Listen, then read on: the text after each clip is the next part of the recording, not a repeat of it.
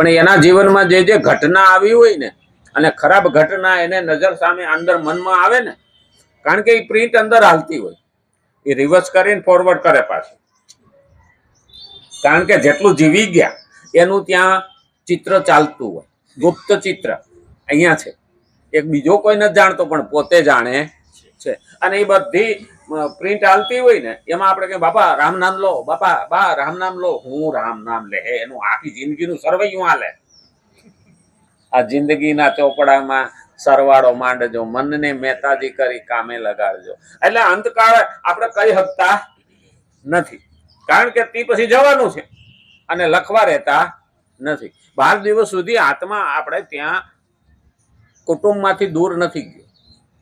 આપણે જે બધા ભેગા થઈએ ને ખરખરો કરીએ ને આન તેન પછી વાતું એ વળગીએ ને, આત્મા જોતો હોય, એને જીભ નથી એટલે બોલી ન શકતો. મારા બેટા કે મારા હાટુ ભેગા થયા ને આલીની દલી નહીં કરે. આત્મા બોલી ન શકતો, બધું જાણી જાય કે આ રોવે છે એ હાસું કે નહીં ખોટું એ એને જ ખબર હોય, પણ બોલી શકતો નથી. દશા શ્રાદ્ધ કર્યા પછી આપણે એને વિદાય આપીએ છીએ, અને પછી તો હોગ ભાંગીએ, લગ્ન કરવાના હોય ને આન તેન. અને ત્યાર પછી આપણે ત્યાં તિથિ નથી ઉજવતા 3 વર્ષ સુધી, કારણ કે ત્યાં સુધી એનો હિસાબ કિતાબ, જન્મ, આ બીજી જગ્યાએ જન્મ, આ બધું થતું હોય ને પછી એને પિતૃ લોકમાં સ્થાપના કરે, અને ત્યારે 3જા વર્ષે આપણે એને શ્રાદ્ધમાં ભેળવીએ છીએ. હિસાબ કિતાબ થઈને પછી આવી ગયો હોય, પછી અવગત ગયો હોય તોય ખબર પડે, ગતિ થઈ હોય તોય ખબર પડે, અને મુક્તિ થઈ હોય તોય ખબર પડે, દેવલોકમાં ગયો હોય તો પણ ખબર પડે. આ બધી ગતિ છે. ખરેખર આપણને એવું લાગે આત્માને બધી રીતે આપણે ક્યાંથી ક્યાં સુધી કેવી રીતે આ પ્રમાણે હિસાબો પછી આપણે ત્યાં છૂટ આપી છે કે પિતૃમાં ત્યાં સુધી તમે ભેળવી શકતા નથી. એટલે 3જા વર્ષે એને શ્રાદ્ધમાં ભેળવીએ, અને એની પેલા એને બોલાવવા માટે આરાવારા બહેનો કરે. 3 દિવસ પાણી રેડવા જાય, 13, 14 ને 9 પિતૃઓને આમંત્રણ આપે છે. અને બીજા પિતૃ જૂના થઈ જાય, પણ આ નવા પિતૃ જે સ્થાપના થઈ છે એને એમાં સ્થાન આપે. અને પછી આખું કુટુંબ ભેગું થઈ અને એ તે પહેલું શ્રાદ્ધ નાખે. તે દિવસે દાન પુણ્ય કરે, બ્રાહ્મણ જમાડે, સાધુ બ્રાહ્મણને ઘેરે ભોજન આપે. આ બધાનું પાછળ જે પુણ્ય મળે છે ને એ પુણ્ય પિતૃઓને અર્પણ થાય. આપણે વાસ નાખીએ ને કે આપણા મા બાપ કઈ કાગડા બનીને ખાવા નથી આવતા, પણ હવે કાગડાને આપીએ ને એ પુણ્ય ત્યાં જમા થાય પિતૃઓના લોકમાં. જેમ આપણે અમેરિકા જવું હોય ને તો અહીંયા રૂપિયા બેંકમાં જમા કરીએ તો ત્યાં ડોલર મળે, એવી રીતે અહીંયા જે પુણ્ય કરીએ છીએ ને એ એમને પુણ્યનો ભાગ ત્યાં ભગવાન પહોંચાડે. એટલે કાગડાને પેલું કીધું છે, રાવણે હુમલો કર્યો ને ત્યાં ઇન્દ્ર કાગડાનું રૂપ લીધું હતું. ઇન્દ્રનો દીકરો જયંતે કાગડાનું રૂપ લીધું. રામાયણમાં આવે છે, સીતાજીના પગ ઉપર ચાંચ મારી અને ભગવાને આમ ડાભડાની હળી મારી હતી ને 3 લોક ફેર્યો તો પણ એનો ઠેકાણું પડ્યું નહોતું. હા, પછી કીધું નારદ મુનિએ કે જેની માર્યું એના પગમાં પડ તો બચ, નહીતર બચીશ નહીં. એટલે ઇન્દ્ર પાસે કીધું હતું, કાગડાએ ફરિયાદ કરી, એટલે ચતુર કહેવાય. કાગડો ચતુર છે, ભલે એ કઈ ઠેકાણો છે, ચતુર છે. એને કીધું તું મારો વેહ તો લીધો, મને શું ફાયદો? ત્યારે કીધું તું જા ભાદરવામાં શ્રાદ્ધ નાખશે ને તને આપશે ને એનું પુણ્ય હું એના પિતૃઓને જમા કરીશ. એટલે આપણે કઈ ખોટું શ્રાદ્ધ નાખતા નથી. હા, અને પાછો બીજો હેતુ હોત છે, વૈજ્ઞાનિક કારણ પણ છે. કાગડો આમ આપણને ગમતો નથી, પણ કાગડો મીઠું બોલે, એની ભાષા જુદી જુદી હોય છે. જયારે મીઠું બોલે ને ત્યારે સમજવાનો. આપણે આંગણે આવીને બોલે જ નહીં કેતા અલા છોડી આજ કોઈ મહેમાન આવવાનું છે, એની ભાષા જુદી હોય કાગડો. અને એટલે જ કાગડાને ભાદરવા મહિનામાં બચ્ચા ઉછળતા હોય, એટલે કઠણ વસ્તુ ખાઈ ન શકે તો ખીર અને પૂરી અથવા ખીર અને રોટલી આપણે વાસમાં નાખીએ. એટલે કાગડો ચાંચમાં કાગડી ભરી જાય અને એના બચ્ચાને ખીર ખવડાવે અને રોટલી પોતે ખાય અને બચ્ચા અને એની માં બંને મોટા થાય. કારણ કે એ સફાઈ કામદાર છે. કાગડો છે એ સફાઈ કામદાર છે. આપણને એમ લાગે કે સફાઈ કામદાર, હા કેમ નહીં? આપણે ત્યાં તો કચરાવાળો આવ્યો એમ કહીએ, નથી કહેતા? મને ભાઈ કે કચરાવાળો આવ્યો, હું કહું ઈ તો સફાઈ કામદાર છે, કચરાવાળા તો આપણે થઈ, ડોલું ભરી ભરીને નાખીએ છીએ. તો કાગડો છે ને એ સફાઈ કામદાર. આપણે જ્યાં ત્યાં થૂકીએ, જ્યાં ત્યાં શેડા કાઢીએ, જ્યાં ત્યાં એઠવાડ નાખીએ ને કાગડો બધું વીણી જાય. એટલે કોઈને રોગ થાય નહીં. આપણું ઠેકાણું ખરું, 135 મસાલો ખાધો હોય ને, એટલે મારા બેટા કાગડા નહીં, હવે તો નસો ચડવા માંડ્યો. બોલો, હા, 135 વાળું ખાઈ ખાઈને. એ પણ ધ્યાન રાખવા જેવી વસ્તુ છે. અને એટલે જ જન્મ, મૃત્યુ, જરા અને વ્યાધિ. જરા એટલે બુઢાપો. માણસ કોઈને જોતો નથી પણ આવ્યા વિના રહેતો નથી. ઘણા બુઢાપામાં રેડું પડતા હોય છે, આ બુઢાપો કોણે બનાવ્યો? અલા, જુવાની આવી તઈ કેમ કોઈ દી બોલ્યો નહીં? જુવાની આવી તઈ તો થનગનાટ હોય. તો એ જવાની સ્વીકારી છે તો બુઢાપો સ્વીકારવો પડે. જરા એટલે બુઢાપો. અને આટલા જ ભાગવતમાં આવે છે જરા સંઘ. આના બે અર્થ છે. જરા સંઘ, જરા સંઘ એટલે પેલો રાજા પણ હતો જે હરામી. અને જરા એટલે બુઢાપો અને સંઘ એટલે સમૂહ. બુઢાપાનો સમૂહ.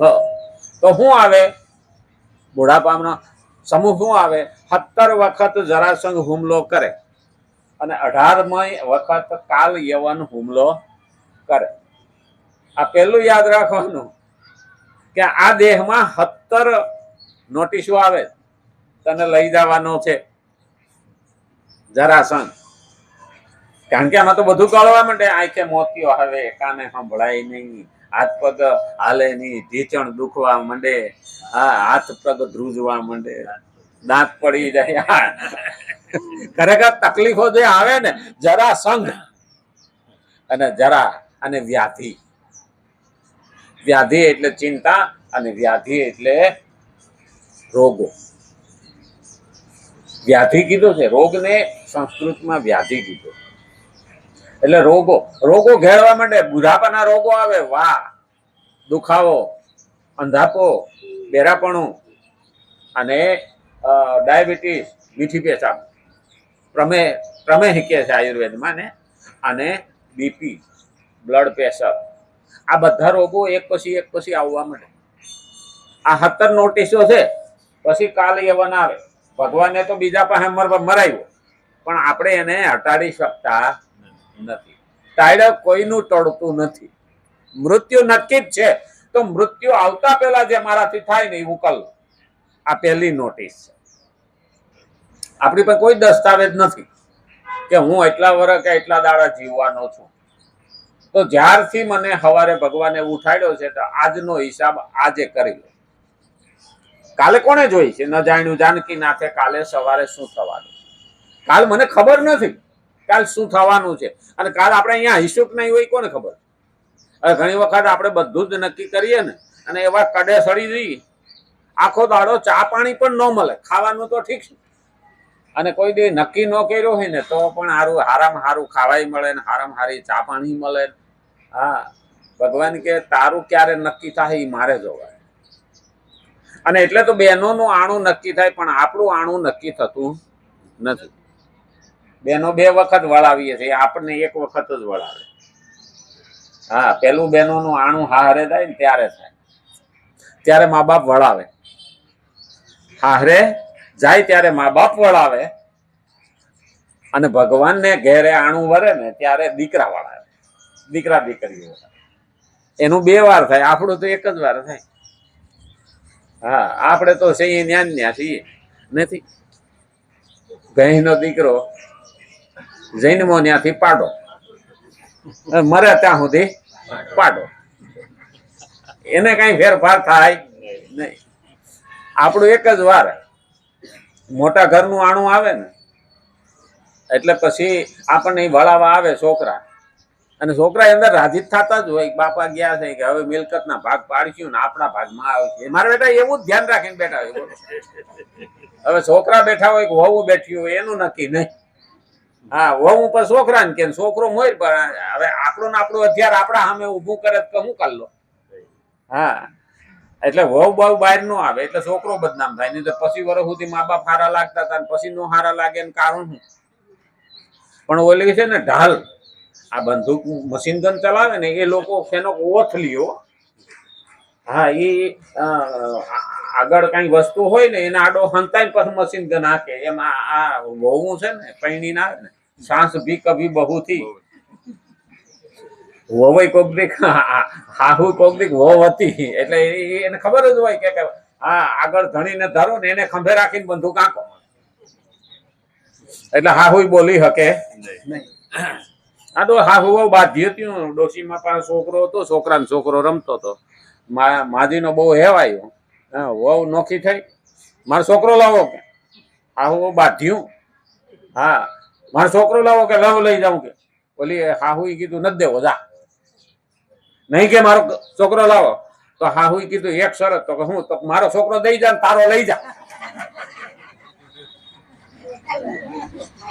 હવે હાહુ ને છોકરો એ તમને ધણી થયો. તો હા, ઓલી વહુ સમજે કે તો સારું રાખો. એટલે આપણે ધ્યાન રાખવું જોઈએ. કારણ એવું એવી ઢાલ બને ને કે કઈ કરી શકે નહીં. આપણા સામે ઉભા થાય ને તેથી તકલીફ પડે. દુનિયા સામી તો મા બાપ લડી લે પણ ઘર સામે લડી શકતા નથી. બાપો તો હજી દીકરાને બરખાસ્ત કરે પણ માના હૃદયમાં એવો પ્રેમ હોય ને કે ગાળો દઈને નોખો થયો હોય ને તો પણ માં નક્કી છે. ઓલો માંદો પડે ને લાકડીને ટેકે ટેકે મારા દીકરાને કેમ છે એમ ખબર કાઢવા જાય. બાપુનો આટલો ફરક. નિસ્વાર્થ પ્રેમ કરેલો છે, એને મોટો કર્યો સુધી. તે જ્યાં સુધી પોતાને માટે કર્મ કરે ત્યાં સુધી તે કૃત્ય નથી થતો. અર્થાત તેનું કરવું સમાપ્ત થતું નથી. જ્યાં સુધી પોતાના માટે કર્મ કરે ને ત્યાં સુધી કૃત્ય નથી થતો. ખુશખુશાલી રહેતો નથી. કારણ કે એ પોતાના માટે કરેલું છે. કારણ કે પોતે નિત્ય રહેવા વાળો છે અને કર્મ તેમજ તેનું ફળ નષ્ટ થવા વાળું. પોતે એટલે આત્મા કાયમ રહેવાનો છે. ભલે અહીંયા નહીં હોય તો બીજા છે, પણ આત્મા મરતો નથી. આત્મા મરતો નથી તો આ કર્મફળ રહેવા વાળું નથી. કર્મફળ તો ગમે ત્યારે પૂરું થાય. આપણે કોઈ પણ કર્મ કર્યું અને એમાં આપણે 50,000 કમાણા, એ કર્મફળ જ કહેવાય. જે કર્મ કર્યું એના ફળ રૂપે 50,000 કમાણું. હવે 50,000 રહેવાના છે કાયમ નહીં. કર્મફળ સમાપ્ત થવાનું છે પણ આત્મા રહેવાનો. હવે સારું કરીને 50,000 કમાણો હોય અને સારી જગ્યાએ વાપર્યું હોય તો એનું પુણ્ય પણ નષ્ટ થવાનું. પુણ્ય લઈને જવાનો છે, એનું ફળ એને મળશે પણ આત્મા નષ્ટ થવાનો નથી. હરામખોરી કરીને પૈસા ભેગા કર્યા હોય એનું ફળ પણ આવે. ફળ કોઈ પણ નું ફળ આવ્યા વિના રહેતું નથી. માણસ એમ કે ને, આપણે એમ કહીએ ને કે મારે ભાઈ કોઈ ફળ જોઈતું નથી ને હું કર્મ કરું. ભગવાન જાણે જ છે કે બેટા તું ના પાડે ને તોય ફળ તો આવવાનું જ છે.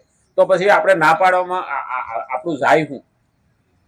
કારણ કે ધર્મ કરીએ તો માગવું પડે, ધર્મનું અનુસરણ કરીએ તો માગવું પડે, પણ કર્મ કરીએ તો માગ્યા વિના આવે. કર્મ કરીએ એ કોઈ બીજાને આપી શકતા નથી. કર્મ તો જેને કર્યું એને જ ભોગવવાનું. એટલે તો ઘણા દુઃખી થતા હોય ને તો આપણે બહુ થાય ને તો આશ્વાસન આપી શકીએ કે એને ઘડીક વાર મન આનંદમાં રહીએ એવું આપણે કહી શકીએ. પણ એનું દરદ આપણે લઈ શકીએ ખરા? વજન હોય તો ઉપાડવા લાગીએ પણ એ કર્મ કોઈ દિવસ આપણે એ ભોગવે છે એ કર્મમાં ભાગ પડાવી શકતા નથી. કારણ કે એના કરેલા કર્મ છે એને જ ભોગવવાના, બીજા કોઈ નહીં. તો પહેલા યાદ રાખવાનું કે મારે નિષ્કામ ભાવથી કર્મ કેમ ન કરું? કારણ કે નથી માગતા તો ભગવાનને પણ ચિંતા છે. 1000 હાથ વાળો કોઈનું કદી રાખતો નથી. 1 ગણું આપે ને 1000 ગણું એ વળતું આપે છે. ઘણાને શંકા જાય 1000 ગણું આપે. હા,